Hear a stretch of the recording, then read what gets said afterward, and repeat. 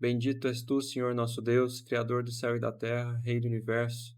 Nós Amém. agradecemos imensamente a oportunidade que temos aqui hoje, essa noite, nos reunirmos entre irmãos e amigos para estudar a tua santa Verdade. palavra.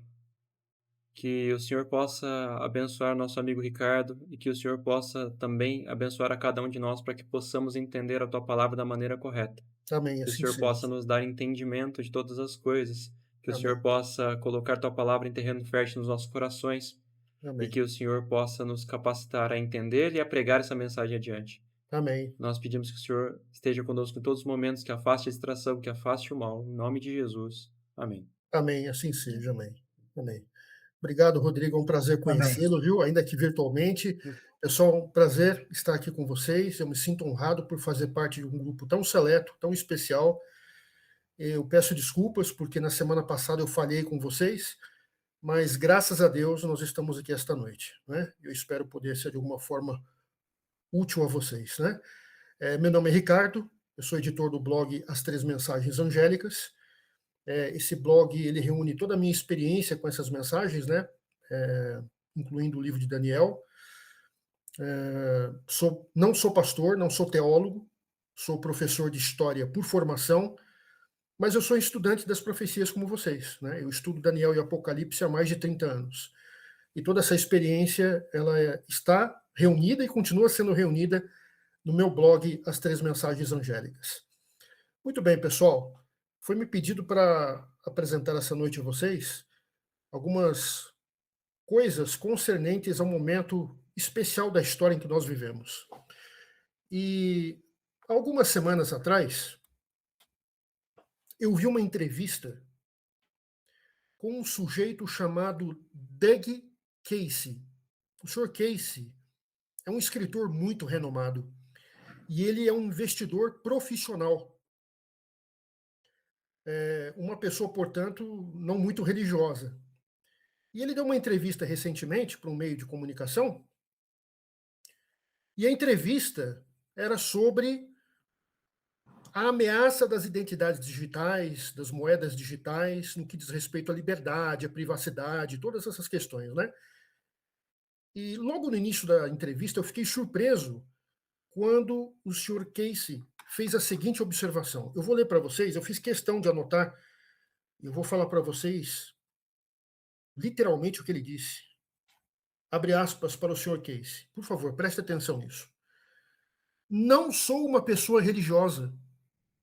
Faz sentido, né? Um grande investidor, uma pessoa que está imersa no mercado financeiro, dificilmente tem tempo para questões espirituais, para frequentar a igreja, enfim, né? E ele admitiu isso na entrevista. Ele disse assim: olha, eu não sou uma pessoa religiosa, mas pode ser que o Novo Testamento, vejam, Apocalipse 13, esteja certo quando diz. Isso ele mencionou na entrevista que ele deu. Por favor, notem isso. Ele citou Apocalipse 13, versos 16 e 17, que diz assim: e faz com que todos, pequenos e grandes, ricos e pobres, livres e escravos, recebam certa marca na mão direita ou sobre a fronte, para que ninguém possa comprar ou vender, senão aquele que tiver a marca, ou o nome da besta, ou o número do seu nome. E então o Sr. Casey completou com as seguintes palavras: este verso é bastante profético. Pessoal, por que eu estou citando este caso para vocês? Quando uma pessoa tão improvável quanto Doug Casey, que tem uma formação secular, é um investidor profissional, é, aliás, uma pessoa muito requisitada. Quando uma pessoa tão improvável quanto ele menciona Apocalipse 13, pessoal, isso é um sinal dos tempos.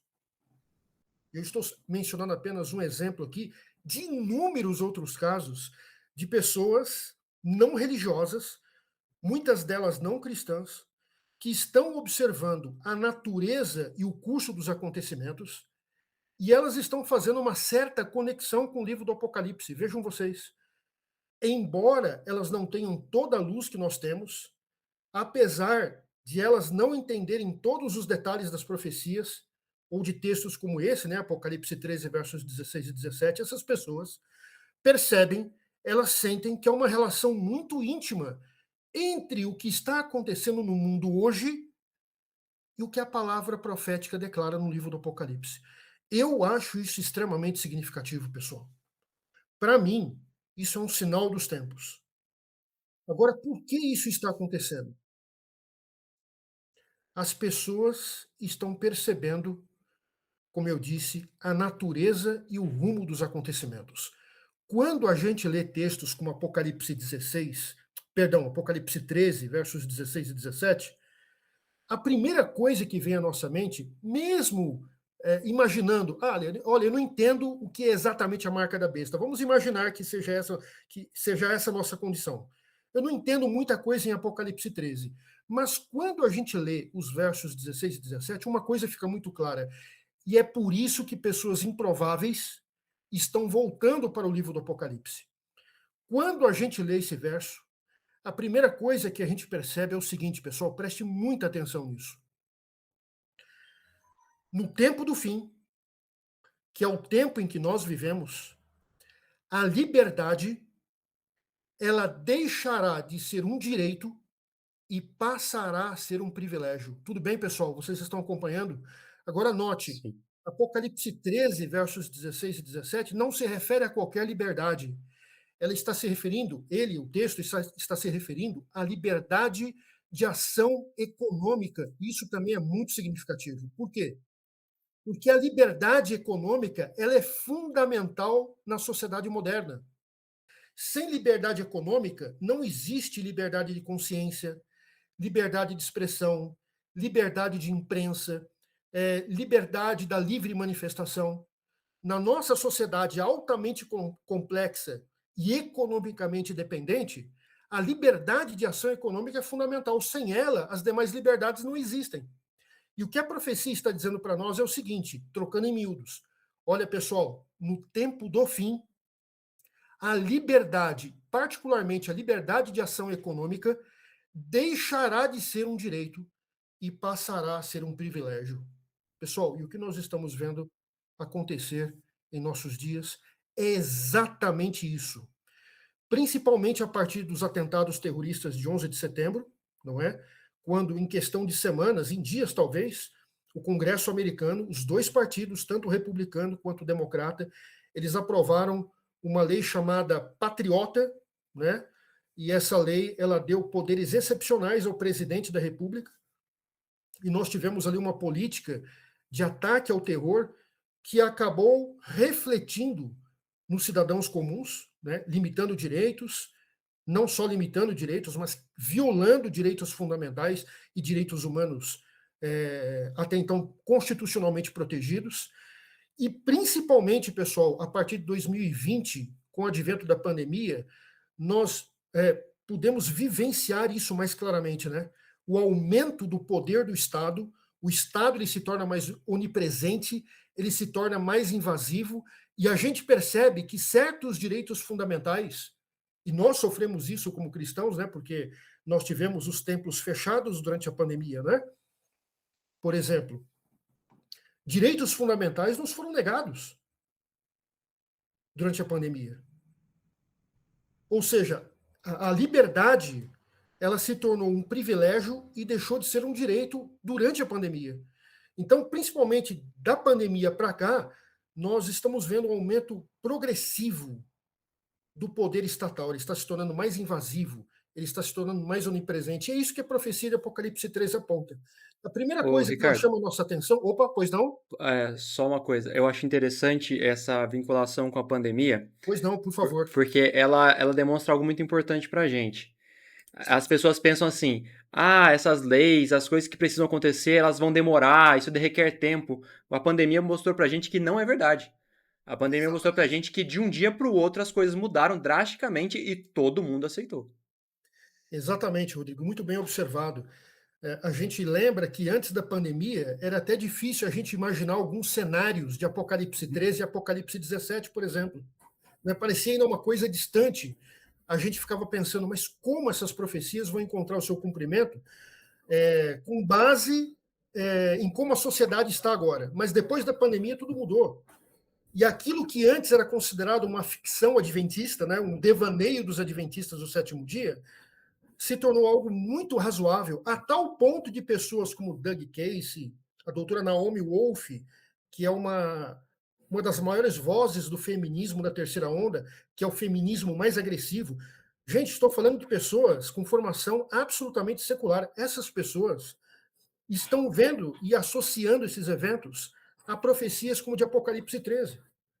E Então, outra isso já coisa, não Ricardo, pertence mais ao domínio das ideias, né? A configuração atual ele está viabilizando o cumprimento dessas profecias diante dos nossos olhos. Pois não? outro ponto também, né, Ricardo? Por favor, meu amigo. Aí mencionado muito bem pela, pela pandemia, né? Tanto Sim. você quanto o Rodrigo. O que a gente pôde ver, o quanto foi fácil controlar as pessoas e cercear o direito delas. Pois é. O quanto foi Exatamente. fácil para o governo mundial fazer isso, né? Então, para a gente Exatamente. saber como que... Acredito que foi apenas um teste, mas que foi fácil, foi. Eu Com concordo que certeza. foi um teste, viu? Porque foi de uma hora para outra, parecia que as coisas caminharam muito rápido. Exatamente. Muito rápido. Foi praticamente da noite para o dia. E muito bem observado, pessoal. Inclusive, no meu blog, eu documentei muito dessa restrição da liberdade e das implicações disso, né, na nossa vida, não somente na vida dos cristãos, mas das pessoas em geral. Então, tem muita informação no meu blog sobre esse assunto. De qualquer forma, pessoal, nós estamos agora num momento em que as pessoas estão mais sensíveis a essas mensagens proféticas em vista do que está acontecendo. E a primeira indicação que Apocalipse 13 nos apresenta é o seguinte: no tempo do fim, nós veremos um aumento progressivo do poder do Estado. Tanto o Apocalipse 13 quanto o Apocalipse 17, eles indicam, eles antecipam esse fenômeno no tempo do fim. O Estado se tornaria maior, mais forte, mais onipresente e mais invasivo. E nós estamos vivenciando isso principalmente, especialmente, desde a pandemia em 2020, pessoal. E é engraçado Pois não, que vai Rodrigo, se por tornar favor. também mais religioso. Sim, e aí entra o ponto que nós queremos chegar aqui, pessoal. Porque profecias como Apocalipse 13 e Apocalipse 17 não somente antecipam que no tempo do fim o Estado será maior e mais forte, mas que também, à medida que o Estado cresce, à medida que o Estado se torna mais invasivo, há uma tendência de reaproximação entre igreja e Estado. Então, são as duas coisas que estão acontecendo. Tanto Apocalipse 13 quanto Apocalipse 17, eles apontam nessa direção, nesse sentido. Haverá um aumento do poder estatal no tempo do fim, e à medida que esse poder estatal aumenta, nós temos uma reaproximação entre igreja e Estado. E faz todo sentido, pessoal, porque se nós observarmos os acontecimentos, principalmente nos Estados Unidos, a gente vai perceber que a religião ela está se afirmando mais vigorosamente na praça pública. E agora a gente tem um Estado forte o suficiente para tornar crenças religiosas em políticas públicas. Então as duas coisas estão acontecendo, né? E nós vemos isso muito claramente nos Estados Unidos. Eu tenho um livro aqui, muito interessante, pessoal. Quero compartilhar pelo menos um parágrafo desse livro com vocês. É este livro aqui, olha. Não sei se vai dar para vocês verem. Dá sim.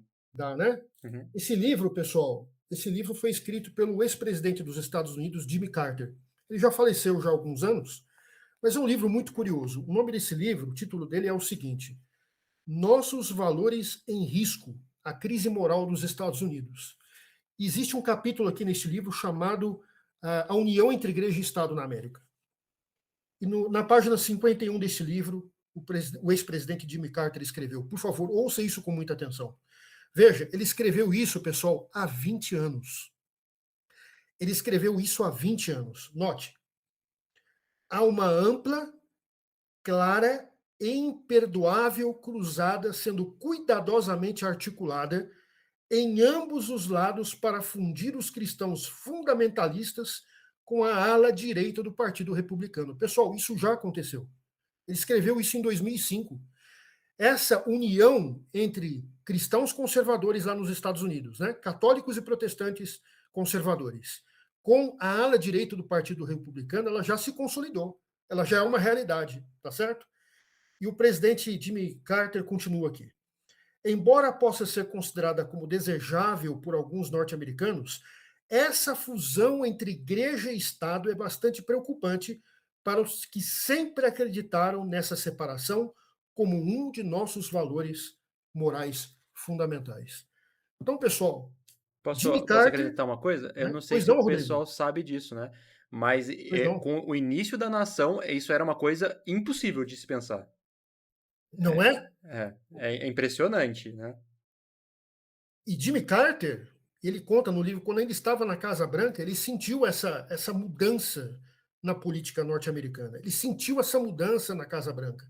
Uma aproximação perigosa, preocupante, entre igreja e Estado na América. E é exatamente aquilo que a profecia antecipa.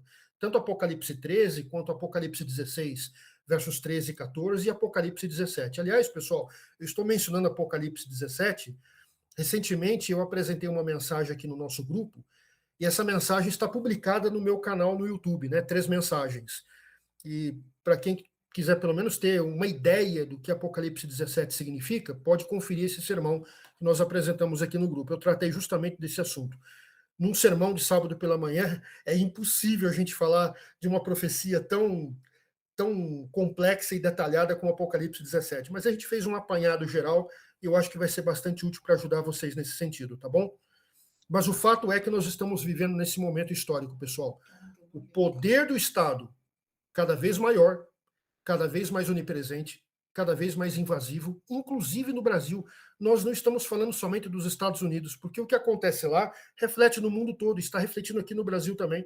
Não preciso entrar em detalhes sobre isso aqui, né? Nós estamos vivendo um regime realmente excepcional, em que nós vemos o poder, inclusive, de um judiciário altamente invasivo. Isso, de certa forma, pessoal, é cumprimento de profecia. Não que existam profecias na Bíblia especificamente sobre esses eventos, né, como estão acontecendo no Brasil. Mas esses eventos, pessoal, prestem muita atenção nisso. Eles estão abrindo o caminho. Eles estão viabilizando o cumprimento das profecias de Apocalipse 13 e 17. Isso precisa ficar claro. Tanto o crescimento do Estado, no tempo do fim, quanto a reaproximação entre igreja e Estado na América. Pessoal, é só vocês prestarem atenção nas características da administração desse governo americano, o segundo mandato do presidente Donald Trump. Vocês sabem que a cartilha, é praticamente a cartilha do governo, é um documento preparado por uma das fundações conservadoras mais importantes dos Estados Unidos, e esse documento se chama Projeto 2025. No meu blog, tem lá um artigo chamado A América Caminha para a Direita. E nesse artigo eu discuto um pouco sobre o Projeto 2025. Esse documento, meus amigos, ele tem mais de 900 páginas. Não dá para a gente ler assim corrido, né? E eu nem tenho condições, nem tenho tempo para isso. Mas andei lendo algumas partes desse documento e aí eu coloquei as minhas conclusões desse artigo que eu citei. E esse documento, pessoal, assim, o teor dele é muito significativo. E ele praticamente é a cartilha desse governo atual nos Estados Unidos. E essa cartilha, ela trabalha muito essa questão, né? Tanto do aumento do poder do Estado, embora eles digam o contrário, eles dizem que querem diminuir o tamanho do Estado, mas na verdade eles estão dando mais poder ao executivo. Né? Eles querem dar mais poder ao presidente dos Estados Unidos. E também há uma discussão ali implícita de união entre igreja e Estado, porque bem no meio do documento, mais ou menos, eles falam surpreendentemente do domingo, vejam vocês. É um plano de governo, e bem no meio desse plano de governo é uma menção ao domingo, como um dia de guarda, como um dia de descanso, como um dia de restauração da família, de descanso do trabalho, um dia que a Bíblia não reconhece como um dia sagrado, né? Mas há toda essa discussão no documento. E eu estou mencionando isso para vocês para que vocês tenham uma ideia de como nós estamos vivenciando um momento histórico, que é essa aproximação entre igreja e Estado. Eu até coloquei no meu blog recentemente uma notícia de uma resolução que foi aprovada no estado de Michigan, e se vocês não leram, eu recomendo que vocês leiam, porque a linguagem da resolução, veja, a Assembleia Legislativa do estado de Michigan aprovou uma resolução com linguagem explicitamente religiosa, pessoal. Eu considero isso muito significativo. Veja, a resolução ela não tem caráter obrigatório, ela não vincula ninguém. Mas ela é altamente simbólica, porque ela se refere a um festival, a um feriado católico, explicitamente. O que meio que desafia a primeira emenda da Constituição dos Estados Unidos. E eu estou preparando também um artigo sobre a proclamação recente que Donald Trump fez. Foi semana passada, eu acho, né, menina? Foi alguns dias que ele fez a manifestação dele, a proclamação dele, em que ele se referiu ao Dia da Imaculada Conceição. E assim, também não tem caráter vinculante, também não tem caráter legal, mas eu chamo a atenção de vocês para a linguagem expressamente religiosa, e é uma religião específica, uma religião cristã, e particularmente a religião católica, que está sendo reconhecida em um documento da Casa Branca. Então, cada elemento, cada acontecimento desse, ele atende aos interesses daquilo que a profecia antecipou há milhares de anos, que no tempo do fim haveria uma reaproximação entre igreja e Estado. Pessoal, nós precisamos entender o significado desse momento. Escute bem o que eu vou lhe dizer. Os direitos fundamentais, a relação dos direitos fundamentais e dos direitos humanos com o princípio da dignidade humana, ela exige soluções para a restrição do poder estatal. Se não houver restrição para o poder estatal, não há garantia de liberdade nem de justiça. E nós estamos caminhando para essa configuração. E sim, nós devemos lutar contra isso, dentro dos instrumentos constitucionais que nós temos, e principalmente com o temor do Senhor. Mas a profecia antecipa que esse é um fim inevitável. A igreja e o Estado finalmente se unirão e transformarão crenças religiosas em políticas públicas. E a crença religiosa que é a coqueluche do momento, vamos dizer assim, é justamente a observância do primeiro dia da semana, para a qual não existe fundamentação bíblica. Pessoal, eu considero isso muito significativo. Nós estamos vivenciando um tempo histórico, um tempo especial e um tempo solene da história humana. E eu volto a mencionar esse detalhe a vocês. Quando várias pessoas improváveis começam a relacionar esses eventos com a profecia bíblica, isso é uma advertência para nós. Eu poderia citar muitas outras pessoas que estão fazendo a mesma coisa que Doug Casey, mencionando textos da Bíblia e associando esses textos aos eventos que nós estamos presenciando. É um tempo histórico, pessoal. E à medida que nós vemos o cumprimento dessas profecias, e esse é o ponto mais importante das minhas considerações essa noite, ao vermos os cumprimentos iniciais dessas profecias em nossos dias, eu não tenho a menor dúvida de que o nosso Senhor Jesus Cristo está às portas. O que as profecias estão antecipando para nós visam exatamente esse grande acontecimento. A volta do Senhor em poder e grande glória. É Ele que finalmente vai intervir nos negócios desse mundo e vai colocar fim a tanta dor, sofrimento, morte, injustiça, degradação humana. Ele finalmente vai restituir tudo o que o pecado tirou de nós. E é isso que me anima, pessoal. É isso que me encoraja. É isso que me faz prosseguir e caminhar em frente. Porque essa convicção, essa certeza da iminência da volta de Cristo é que desperta essa necessidade de urgência e de vigilância que nos impele a continuar adiante. Os tempos que estão diante de nós são desafiadores, pessoal. Estamos falando do fim da liberdade, como nós a conhecemos, à medida que igreja e Estado se aproximam. Mas nós não precisamos ter medo, não precisamos nos desesperar, pelo contrário, precisamos voltar à Bíblia, compreender a natureza desses eventos e nos preparar de acordo pela graça e pelo poder de Cristo. E que Ele nos capacite, nos habilite e nos use como instrumentos para alertar outras pessoas sobre o tempo solene em que vivemos. Eu não tenho dúvida quanto a esse momento histórico, pessoal. E peço que vocês considerem isso e estejam bastante atentos ao que está acontecendo nos Estados Unidos. Eu quero recomendar, inclusive, nesse sentido, um canal no YouTube muito bom, pessoal, muito bom. Nos cultos de quarta-feira aqui no nosso grupo, nós estamos reproduzindo os vídeos desse canal para que a igreja possa ter uma forma de acompanhar os acontecimentos, né? Não estar assim alienada desses acontecimentos. O nome do canal é Escola de Profecia Bíblica. Por favor, anote aí. Acho que a Milinha vai compartilhar com vocês. Ela está mandando o link, tá? Então, no YouTube, você digita lá no campo de busca, Escola de Profecia Bíblica. Você quer se manter atualizado com relação ao que está acontecendo na América, no que diz respeito à liberdade de consciência, liberdade de expressão, liberdade religiosa, união entre igreja e Estado. Você precisa acompanhar esse canal, Escola de Profecia Bíblica, que é do professor Onésimo Munhambo. Como eu, ele também é um professor, mas ele é professor de música. No entanto, ele também é um estudante das profecias, e eu tenho certeza que esse canal será de grande ajuda para vocês, tá bom? Eu acho que é basicamente isso, pessoal. Eu não tinha planejado falar muito, porque eu não queria cansá-los.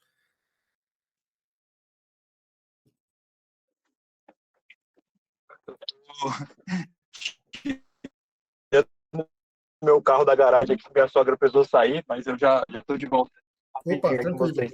Tudo certo. Mas isso é uma coisa que eu estava falando, eu fiquei pensando aqui, aqueles acontecimentos do Charlie Kirk também parece que deram uma reavivada, né?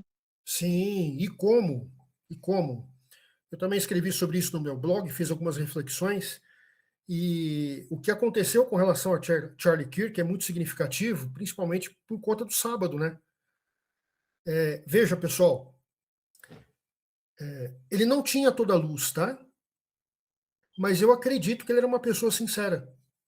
Uma pessoa sincera é uma pessoa que vive de acordo com a luz que ela recebeu de Deus. Eu acredito que Charlie Kirk era uma dessas pessoas. Eu não concordo com tudo que ele disse, eu não concordo com tudo que ele escreveu, evidentemente, mas era uma pessoa sincera, que procurava viver de acordo com a luz que ele tinha. E o que eu acho significativo na história dele foi a descoberta do sábado, né? Ele passou a guardar o sábado do sétimo dia por iniciativa própria. Inclusive, ele até foi entrevistado por alguns adventistas lá nos Estados Unidos, e ele contou um pouco da história dele, da experiência dele de guardar o sábado. E ele, inclusive, escreveu um livro que foi lançado há alguns dias nos Estados Unidos, né? Para em Nome de Deus, em tradução livre. Esse livro parece até que já foi esgotado, se eu não me engano, no site da Amazon. Antes mesmo de começar a vender. Pois é, menino. Antes mesmo de começar a vender, o livro já estava esgotado. Eu não sabia que já tinha sido lançado. Pois é, foi lançado agora em dezembro e tem toda uma discussão nas redes sociais, né, em torno do sábado. Pessoal, o que chama a nossa atenção é o seguinte, sabe, essas pessoas, elas estão dando visibilidade ao livro do Apocalipse, pessoal. É impressionante. Eu vejo a mão de Deus nesse sentido. Eu nunca vi uma visibilidade tão grande às profecias do Apocalipse quanto agora, nesses últimos meses. É realmente impressionante o que tem acontecido. E Charlie Kirk, para mim, nesse contexto, foi a cereja do bolo, né? Por conta da experiência que ele teve com o sábado. Então, tudo isso para mim é muito significativo. Lembrando que ele era um nacionalista cristão, hein? Você vê, tem gente sincera entre os nacionalistas cristãos, viu, pessoal? Eu não concordo com a política deles, eu não concordo com o método, com a estratégia deles, mas existe muita gente sincera ali dentro que está aberta à verdade, né? E Charlie Kirk, acredito que era uma dessas pessoas. Vai.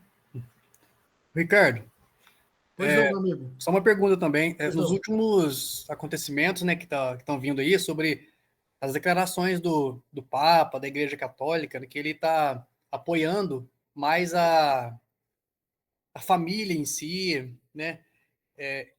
Mencionou que o único casamento aceito é entre homem e mulher. Ele falou também. Inclusive, ele mencionou também sobre a parte de Jesus, que Jesus é o único que tem Intercessor. O único mediador. intercessor, e não Maria, né? Isso. Aí eu queria ver com você qual a sua opinião sobre isso, o que você poderia nos dizer sobre isso tudo que ele está passando, está informando na Igreja Católica, né? Nunca tinha acontecido isso antes, né, Sim, Ricardo? é verdade, Adriano, é verdade, Diogo. Olha, Só o que eu um posso minutinho, dizer- Ricardo. Eu já vou emendar uma pergunta junto com a do Diogo aqui. Pois E não, ainda por tem um favor. impacto gigantesco de ser um papa voltado para a direita e o primeiro papa americano. Sim, isso também é muito significativo, né? E até o leão, né? Também é Sim. simbólico. Sim, sim, sim. E se vocês tiverem a curiosidade, tentem pesquisar o histórico dos papas que tinham esse nome Leão. Vocês vão achar essa Eu experiência cheguei a muito ver algo interessante, sobre viu? isso, inclusive o decreto, né? Sim, exatamente. Os papas que adotaram o nome Leão, eles foram papas muito ativos, com raríssimas exceções, é claro, mas no geral foram papas muito ativos em reafirmar a autoridade de Roma, tanto a autoridade espiritual quanto a temporal. Eu acho isso muito significativo também. Com relação ao Papa e a declaração que ele fez recentemente, pessoal, a gente não pode esquecer que Roma também é um Estado, né? A peculiaridade da Igreja Católica é que ela não é só uma religião, ela também é um Estado. O Estado do Vaticano, né? A Santa Sé, como é chamada, né? Então, a gente, considerando isso, não pode esquecer que o Papa é um estrategista, né? E se o discurso é ecumênico, então ele precisa fazer algumas acomodações. Ele precisa atrair tanto os liberais quanto os conservadores. E ele precisa atrair tanto os católicos quanto os evangélicos e protestantes, né? Então faz todo sentido ele usar esse discurso e dizer assim, não, a salvação vem só por meio de Jesus Cristo, né? Enquanto o católico não nega o papel que Maria tem na sua tradição, né? O evangélico, ao ouvir o pronunciamento do Papa, ele se sente, digamos assim, mais atraído. Puxa, o Papa reconheceu que Jesus Cristo ele é o nosso único intercessor. Então, há sim uma estratégia, né? Ele tenta fazer uma acomodação dos dois lados ali, né? No sentido de atrair todo esse público. Mas é uma estratégia, sem dúvida alguma, é uma estratégia. Agora, o que a gente não pode perder de vista, pessoal, é que Roma não muda. Eles sempre foram muito estratégicos, né? De acordo com o contexto e as circunstâncias, eles sempre foram muito estratégicos nas abordagens deles. Então, com certeza, isso faz parte do discurso ecumênico do momento. Agora, uma coisa nós precisamos ter em mente: toda essa acomodação não muda essencialmente aquilo que Roma é. O domingo continua sendo a marca de autoridade de Roma. Isso não vai mudar. A diferença é que o domingo agora, olha a estratégia aí de novo, o domingo agora ele é articulado com uma linguagem de bem-estar. Descanso do trabalhador, união da família, descanso da terra, né? O domingo ecológico, né? O domingo para nós promovermos o descanso do planeta, que é a casa comum, não é verdade? Para mencionar a linguagem do Papa anterior, o Papa Francisco, né? Ele chegava a chamar de Mãe Gaia. Ecológica. Pois não, Rodrigo? Ele chegava a chamar de Mãe Gaia, né? Exatamente. Então, tudo isso é uma acomodação, tudo isso é uma estratégia, tudo isso é um discurso ecumênico, né, para atrair as diferentes confissões religiosas, mas o objetivo e a natureza de Roma continuam a mesma, não tem a menor dúvida, não é? Se vocês acessarem lá o meu blog no índice, vocês entram lá em cima, tem um menuzinho, né, e tem lá o mapa do site. E lá dentro do mapa do site tem uma seção chamada, acho que, artigos suplementares, material suplementar, alguma coisa assim. E lá tem vários artigos, e um deles se chama Pretensões Arrogantes e Blasfemas do Papado. Essas pretensões, pessoal, elas não mudaram. As declarações feitas pelos papas foram feitas ex cátedra, ou seja, elas não mudam, são infalíveis. O que nós vemos agora é simplesmente uma estratégia política, porque Roma também é política, é também Estado, né? Então isso faz todo sentido. Não se deixe enganar pelas aparências. Não se deixe enganar pela aparência de piedade.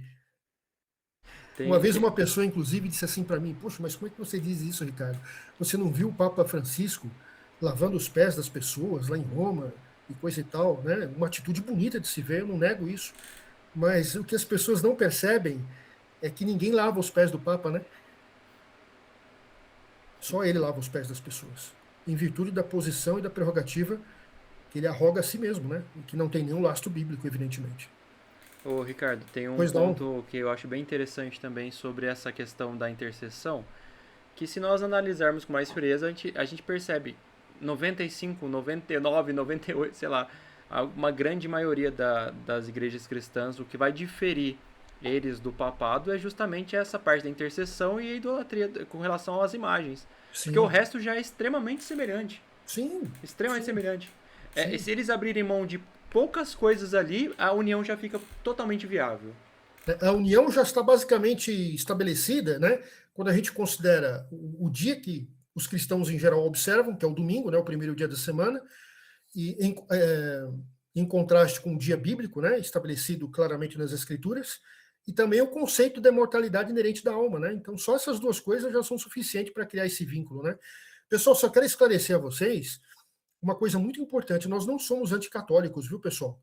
Nós estamos apenas avaliando os fatos, né? Existem muitos católicos sinceros, eu já tive o privilégio, a honra de conhecer muitos deles, pessoas que, como eu disse, né, pessoas que vivem de acordo com a luz que elas receberam, e são pessoas muito tementes a Deus. Não são sobre essas pessoas que nós estamos mencionando aqui, estamos falando aqui, ok? E a profecia também não fala delas. Tudo bem, pessoal? Profecia, ela denuncia instituições, não pessoas sinceras, tá bom? Então precisamos fazer essa diferenciação, tá bom? Isso é importante, né? Aqui, inclusive, tem alguns ex-católicos. Opa, maravilha, é uma honra tê-los aqui, viu? Pessoal, vocês me desculpem se eu pareci uma metralhadora disparando, viu? Porque eu não estou acostumado a transmissões online, vocês me perdoem por isso, sabe? Eu tenho uma dificuldade de me comunicar se eu não consigo ver as pessoas, então me perdoem se por acaso eu me atrapalhei aqui, enfim, tentei facilitar a vida de vocês, talvez eu tenha até complicado. Mas é esquisito mesmo, né? É, Quando eu tô falando, eu fico assim, será que o pessoal tá entendendo? Será que tá prestando atenção? Mas foi muito bom, Ricardo, obrigado. Nós fazemos esse encontro toda semana. O dia que você quiser participar com a gente, o dia que você quiser passar alguma coisa pra gente, será muito bem-vindo, viu? tá? Muito Muito obrigado bom. pelo convite, viu? Eu me sinto honrado. E podem ter certeza que sempre que possível estarei aqui com vocês. Será uma honra participar de um grupo tão seleto, viu? Vou colocar depois manda pra gente o canal do YouTube, também do Claro, blog, eu vou colocar lá pro pessoal poder dar uma olhada. perfeito. Eu não vi do YouTube, eu não sabia que tinha, mas do blog eu gostei muito. Que bom, fico feliz. Que bom. É só um adendo. Eu não sei se alguém tem mais alguma pergunta, alguma dúvida para fazer. Se o pessoal tiver, já aproveita o nosso professor aí, né, para tirar. Ricardo, você pensou, eu pensei que o Diogo tinha te falado, né? Aqui o pessoal é meio psicopata, né? Você ficou preocupado com o tempo, a gente fica às vezes 2 horas direto. Pô, legal, isso é bom. Aqui a gente Aqui a gente não tem hora, não. Maravilha, fico feliz por isso, viu? vai. Aqui você não precisa ter pressa, Não, Ricardo. não, tranquilo. A minha preocupação é não cansá-los, né? Uma coisa que eu aprendi é o seguinte, né? Eu prefiro que vocês aprendam muito do pouco que eu falo do que o contrário. Não, é muito bom. Alguém, pessoal, tem mais alguma dúvida? Quer acrescentar alguma coisa para ser comentada também?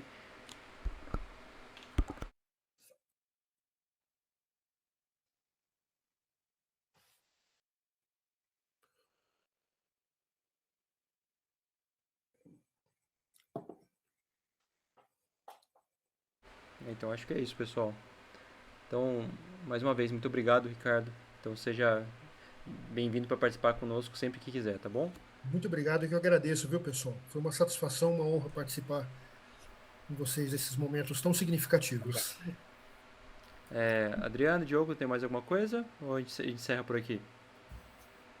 Eu só queria comentar, né, assim, né, se vocês permitirem, né, contar, assim, que sobre a família do Rodrigo mesmo, ela foi, assim, um testemunho muito grande para a gente, né, que eles eram muito católicos mesmo, né, e, nossa, eles praticamente, assim, foram expulsos da igreja quando aceitaram, assim, as verdades bíblicas, né. Então, assim, eu não sei se o Rodrigo quer falar alguma coisa, assim, para contar para você que foi, assim, para nós foi um testemunho muito bonito da família dele, sabe? Mas nada melhor do que ele para falar alguma coisa. Maravilha, maravilha. Eu nem sei como contar, viu, Adriano? Mas a gente. Eu comecei a estudar a Bíblia, e aí a gente vai vendo que o que a Bíblia fala não é o que as igrejas falam, infelizmente. É muito diferente. E que, inclusive, eu não acreditava na Bíblia. Eu achava que a Bíblia era uma mentira para enganar idiota. É isso que eu pensava com essas palavras fortes. Eu pensava que era para manipular trouxa. E aí, quando eu comecei a ter um interesse pela Bíblia e comecei a ver que a Bíblia falava uma coisa e as igrejas falavam outra coisa completamente diferente, eu pensei assim: peraí, então a Bíblia não foi adulterada. Na verdade, o que foi mudado foi a forma de interpretar, foram as doutrinas. E aí, mas foi uma luta lá em casa, viu? Assim, meu pai e minha mãe muito, assim, resistentes, muito resistentes. E engraçado que foi por uma oração da minha mãe. Minha mãe parava na porta do meu quarto e orava e falava pra Deus que, nossa, se eu não tenho como falar da Bíblia pro Rodrigo, pra ele acreditar, coloca alguém na vida dele que faça isso. E ele colocou, ele respondeu essa oração da minha mãe. Mas quando ela me viu estudar a Bíblia e quando eu comecei a conversar da Bíblia com ela, em vez dela ficar feliz, ela ficou muito brava. Porque eu tava contrariando o que ela acreditava, Sim, cegamente, não porque conhecia. não conhecia, né, Ricardo? Não estudava, não se lê, não se fala, não se Não. conversa. Infelizmente, eu nunca tinha ouvido falar da volta de Jesus, não fazia nem ideia de que Jesus ia voltar um dia. Pra mim, era aquela ideia de que ele volta pra quem morreu. Era meio que assim. E aí, quando a gente começou a estudar, primeiro foi meu irmão, e minha mãe e meu pai proibiram meu irmão de estudar. Aí depois minha mãe começou a ouvir um pouquinho, começou a dar um pouquinho de ouvidos, e aí meu pai foi mais difícil. Meu pai foi fruto da pandemia, que eu acho que foi um que deu um Olha só. susto na turma. Mas, enfim, graças a Deus hoje firmes, né?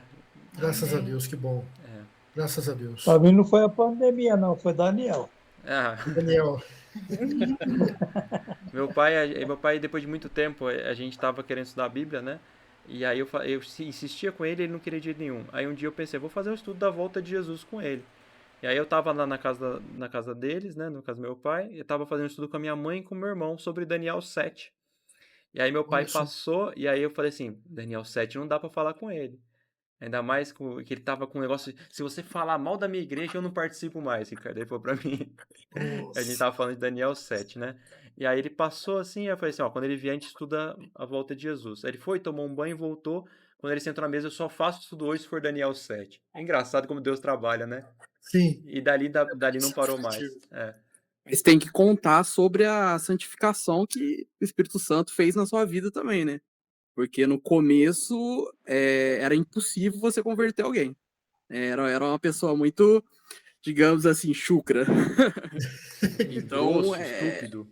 é estúpido, totalmente. É assim, muito, muito impressionante a santificação do Espírito Santo na vida do Rodrigo aí. Só para deixar acrescentando aí. É meu filho, viu, Bom. Ricardo? Ricardo, esse é o Renan, é meu filho. São amigos, Ô, por Renan. isso que ele está falando isso, porque eles são Puxa vida. amigos, tá? Prazer em que eu conhecê-lo, conheço. Renan. Ainda que virtualmente, meu amigo, mas é um prazer Prazer é meu. conhecê-lo. Só esse Obrigado. adendo aí que eu achei curioso a gente ressaltar para todo mundo ver o poder do Espírito Santo realmente. Sim, sem dúvida alguma, né? Mas sabe que, viu, Ricardo? Quando a gente viu o Rodrigo com a Bíblia na mão, a gente quase internou ele. Olha só, rapaz. Olha só, Achou que viu? ele estava louco, que o cara não gostava nem do. Mas nem perto dali chegava e de repente o cara põe a Bíblia embaixo do braço e quer explicar para todo mundo. É estranho, né? Você já pensou, rapaz? Eu imagino a surpresa de vocês. Nossa! É que a gente era muito ligado à igreja, então a gente trabalhava para a igreja, sabe? Sei. Então a gente era muito envolvido naquilo lá e para nós, como a gente tinha aquela mentalidade de que ali era o lugar talvez que a gente pudesse encontrar Deus, a gente participava das coisas dali. Sim, Mas só compreensível. que a gente não conhecia, né? A gente infelizmente essa igreja leva a gente no engano. E é um engano muito profundo, porque eles escondem muitas coisas que para a gente não saber. E quando a gente Infelizmente. vai perguntar alguma coisa, eles fogem, eles simplesmente negam qualquer informação e qualquer coisa para poder tentar te explicar o que você tem de dúvida. Tanto é que teve um momento que chegaram para o Gabriel, ele fez algumas perguntas para o padre, e o padre foi enrolando, chegou uma hora que ele deu o catecismo para ele e falou assim, o que você quer saber está aqui. Olha só. Aí foi a pior coisa que ele fez. Porque aí o que acontece? Tanto o Gabriel quanto o Rodrigo, que são os dois meus filhos, né? Sim. Os dois acharam um monte de erros ali. Então, em vez dele querer melhorar a situação, ele piorou para a igreja Piorou a dele, né? situação. Pegou um Eu tiro, Porque imagino. ele começou, tiro no pé. exatamente, começou Sim. a mostrar todos os enganos que existem dentro da igreja. Pois é, Né? infelizmente. Então, aí foi onde a gente teve o começo da nossa mudança, justamente foi em cima disso.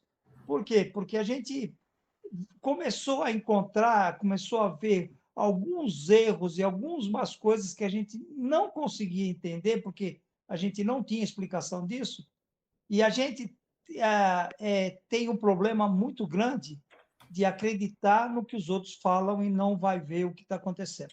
É verdade, o senhor tem razão. Então, a gente chegava lá, em qualquer momento, você tinha uma folha para você seguir, e você tinha que ver aquilo, e aquilo era o que tinha que ser dito. Então, e você não procurava saber se aquilo estava certo, se estava errado, e a gente vivia o dia a dia, e todo dia sendo envolvido, para você fazer cada dia uma coisa, e vou tomando o seu tempo, justamente para você não poder pensar e nem questionar. Né? Então, É assim que funciona quando a mesmo. gente começou a entender essas coisas um pouquinho, graças ao o Rodrigo foi um influenciador muito grande para a gente ter toda essa mudança, né? A quem a gente menos pensava foi o que mudou todo mundo, né? Você vê que coisa surpreendente, né? Olha que propaganda que eles fazem de mim. Uma surpresa muito positiva. Muito positiva. Então, Sem dúvida alguma. aí como é que acontece? Quando tudo é novidade, aí você quer saber mais, né? Vai saber mais, saber mais. E eu acho que, eu não sei se para mim foi assim tão difícil, porque eu acho que o Daniel ele tem uma influência muito grande em tudo isso que a gente vive hoje. Então, tudo que ele vive, ele passa naquela época, ele mostra o dia de hoje. Né? Exatamente. Então, talvez isso tenha me influenciado muito, porque fala, pô, o cara, 500 anos antes de Cristo, o cara vem falar coisas que vêm acontecendo agora. Então, né? Então, e eu nunca ouvi falar disso. É como a gente tinha aquele negócio, olha, o primeiro testamento não é nosso, Você o vê? antigo, né? É só o novo que a gente vê. E mesmo o novo não vê direito. Então, ficou. Aí a gente foi evoluindo, foi aprendendo, foi estudando. Aí que a gente teve a mudança da gente, né? Eu acho que a gente tem muito a aprender ainda, muito, muito a adquirir de conhecimento, que é muito pouco que a gente tem, mas a gente está caminhando. Com a graça de Deus, a gente vai caminhando. Amém. Estamos no mesmo Tá? barco, meu amigo. Estamos caminhando juntos. E eu acho Isso. que Que a encontros gente como esses não, são muito a importantes, gente né? não, Porque um ajuda o outro, né? sim. Com E a certeza. gente tem que se preparar dia a dia, porque a gente não sabe o dia de amanhã. É verdade. A gente não sabe daqui 2 horas, né? Aliás, você não nem precisa chegar amanhã, né? Sim, Então a gente tem que estar preparado, porque as coisas têm muita surpresa na vida da é gente. verdade. E às vezes a gente tem que se antecipar essas coisas, né? Ô, Pelo pai, menos tentar se antecipar. você Com falou uma certeza. coisa que eu acho muito importante também, que infelizmente isso é uma realidade em quase todas as religiões. As pessoas aceitam muito mais o que é falado do que o que está escrito. E isso é um erro que acontece e pode acontecer entre nós aqui se nós não ficarmos espertos. Porque às vezes vem ideias, às vezes de pessoas, pastores, que seja padre, que for, às vezes pessoas que nós gostamos, renomadas, importantes, muito conhecedores, mas às vezes falando coisa errada que não tem nada a ver com a Bíblia também. Então a gente tem que se prender no que a Bíblia fala, isso é muito importante, mas isso não era ensinado, não é? Era, na verdade, isso aí era. Não mexe com a Bíblia, deixa a Bíblia lá que você não vai entender. Exatamente. Isso é um Exatamente. ponto importante, né? Sem dúvida. Porque a gente pensa assim, mas o pastor falou, então tá certo. Eu falei, não, não é porque o pastor falou que tá certo. Tem que ver na Bíblia, né? Com certeza. Eu ouvia sempre uma frase que o rapaz falava assim para nós, que quem não lê é refém de quem lê. É, Né? é isso aí. Então, É isso aí. a gente não lê, então fica aceitando o que os outros falam. Acha que aquilo é a verdade. Né? Porque a gente não se preocupa com o conhecimento de tentar entender o que é e se isso realmente é verdade. Né? Exatamente. É isso aí. Você sabe que eu me lembrei agora de uma frase. Um amigo uma vez me deu um livro chamado O Nome da Rosa, de Humberto Eco. Eu não sou muito fã de romance, mas como um amigo me presenteou, né? Eu vou ler o livro. E pelo menos alguma coisa boa eu aprendi ali. Uma frase que eu achei muito interessante. E a frase dizia mais ou menos o seguinte: os livros não são feitos para acreditarmos neles. eles são feitos para serem submetidos à investigação. Ó, Diante de um livro, não devemos perguntar o que ele diz, mas o que ele quer dizer. Eu achei essa frase interessante porque ela se aplica perfeitamente à Bíblia, né? A Bíblia não é um livro para perfeito. simplesmente ser lido ou acreditarmos cegamente nele, né? É para ser submetido à investigação, para nós entendermos não o que ela diz, mas o que ela quer dizer, né? Então, isso é de fundamental importância. É por isso, pessoal, que a gente não pode depender exclusivamente de homens, né? Pelo contrário, a gente precisa testar a consistência e a validade das crenças à luz da palavra de Deus e do testemunho de Jesus. Elas são a norma máxima de fé que deve guiar e nos ajudar a discernir entre aquilo que é certo e errado, aquilo que é santo e comum, e assim por diante, né? Então, é isso aí. Sim. Tanto é que a gente não pode, né, acreditar, acreditar não, desculpa, ler a Bíblia, que isso não vai te levar a nada. Não. Se você não tiver o estudo, tiver o conhecimento e as comparações de ponto a ponto, a gente não vai entender, a gente vai ler, reler e não vai chegar a ponto nenhum. Por isso que é fundamental a gente pedir sabedoria. Como a gente está falando de revelação divina, nós precisamos da sabedoria de Deus para entender as grandes verdades reveladas na Bíblia. Então, nossa primeira conduta diante da Bíblia precisa ser uma conduta de reconhecimento e humildade. Senhor, olha, por mim mesmo eu sou incapaz de compreender a tua palavra. Por favor, dá-me sabedoria para que eu possa compreendê-la e força de caráter para que eu possa praticá-la. E se nós pedirmos com fé, ele com certeza vai dar. Sabe, pessoal, se vocês me permitirem complementar aqui com um testemunho rápido. Claro. À vontade. Eu nasci na igreja adventista, eu sou adventista de berço. E eu, quando era adolescente, eu não gostava de ler a Bíblia. Vejam vocês, né? Um cristão adventista de berço que não gostava de ler a Bíblia. Mas isso acontece com muita frequência, viu? Infelizmente. E eu era um desses casos. A minha mãe sempre me lembrava, filho, você já fez a leitura bíblica, já fez o ano bíblico? E aí eu ia lá com aquela má vontade, né, típica de adolescente, pegava a Bíblia lá com muita má vontade e começava a ler. Obrigação, simplesmente por obrigação. Até que um dia aquilo começou a me incomodar demais. E eu fiz uma oração ao Senhor, mais ou menos assim, Senhor, olha, não tenho vontade alguma de estudar a tua palavra. E eu acho que a gente tem que ser muito aberto com Deus, sabe, irmãos? Como a gente é com os amigos da gente. Senhor, eu não tenho vontade. Eu leio a tua palavra, estudo a tua palavra por obrigação, não por desejo, não por prazer, nem mesmo por necessidade, por obrigação. Por favor, muda o meu caráter nesse sentido e põe no meu coração o desejo de estudar a tua palavra. Meus amigos, desde que eu fiz essa oração, eu nunca mais parei. Aqui estamos nós, pela graça de Deus, depois de tantos anos. Então, o Senhor, ele atende. O Senhor, ele atende a petição humilde e sincera que é feita com fé. Se nós temos falta de sabedoria, falta de vontade, falta de perseverança, vamos pedir ao Senhor. Vamos pedir com fé e Ele vai nos dar muito mais do que nós imaginamos. Essa é a virada de chave, com certeza faz toda a diferença. Com toda certeza, Rodrigo.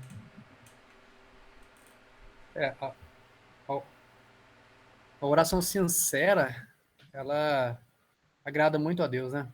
Com toda certeza. O coração sincero, com toda certeza. O coração contrito, o coração entregue a Deus, é essa que Deus mais se agrada. Com certeza. Agora, aquela oração mecânica, né? Não sei, parece que não faz nem sentido. O próprio Senhor Jesus falou claramente, olha, não use de vãs repetições, né? Isso. Devemos abrir o coração a Deus como nós abrimos a um amigo. E eu acho que esse é o propósito, né? Com certeza.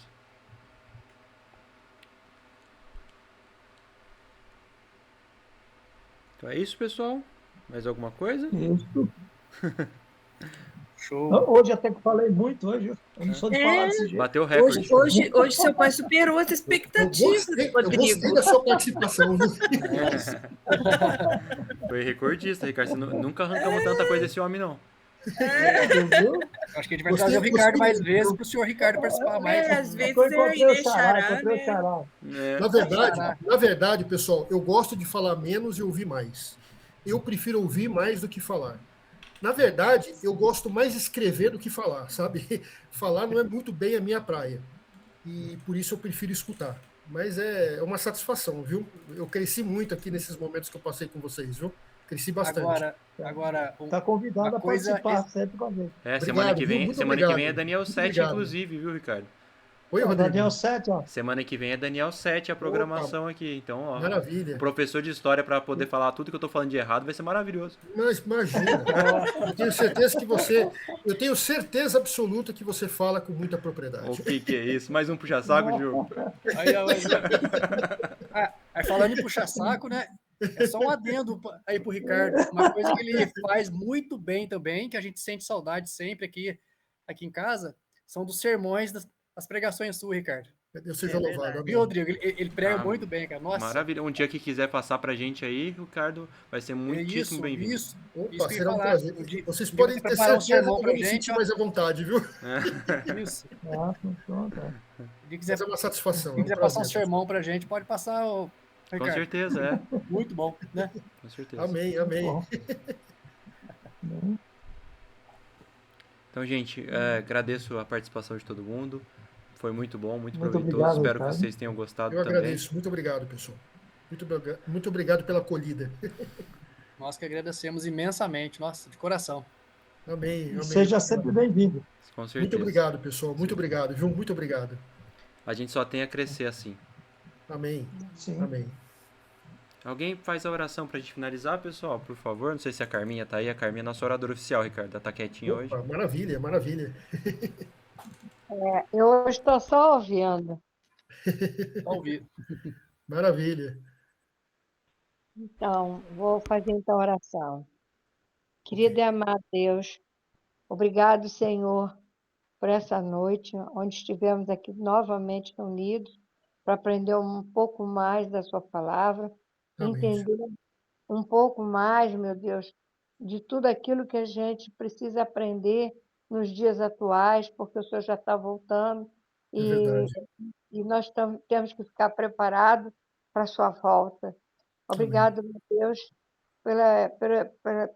por tudo que foi falado, por essa oportunidade desse nosso irmão que veio trazer essa mensagem, né? Esse relatório que ele trouxe, que nós não conhecíamos, não tínhamos conhecimento, e foi muito bom, acrescentou bastante coisa, abriu bem os nossos olhos, e com certeza vai nos ajudar em muitas coisas. Pai, Amém.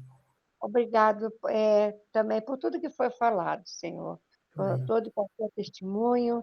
Amém. Tudo que foi falado hoje foi precioso, tudo que foi falado hoje foi bastante explicativo, bastante aproveitável para a nossa vida, Pai. É verdade. Obrigado, que o Senhor nos continue nos dando essa oportunidade de estarmos aprendendo mais de Ti. Espírito Santo, obrigado por nos fazer entender e que tudo que foi ensinado, que foi falado e tudo que foi mostrado fique em nosso coração, para que a gente possa praticar, para que a gente possa passar adiante, né? Amém. Porque o que a gente aprende não é só para nós, é para a gente passar também adiante. E eu agradeço pela vida do Rodrigo, que ele tem nos dado essa benção, né? É verdade. Dessas oportunidades todas, dessa aula. E eu quero agradecer a todos os irmãos que participaram hoje, eu também, e agradecer a nosso Senhor Jesus Cristo por isso. Amém. Amém. A gente está muito mais na reta final do que todo mundo imagina, pessoal. A gente tem toda certeza. Olha, pode ter certeza que o ano que vem haverá surpresas, viu? Sim, concordo. Sem dúvida. Gente, obrigado então. Boa noite a todos. Fiquem com Deus, viu? Semana que vem tem mais. Boa noite, pessoal. Boa noite. Grande abraço. Deus abençoe todos nós. Deus abençoe. Amém. Excelente semana a todos aí. Boa noite. Amém.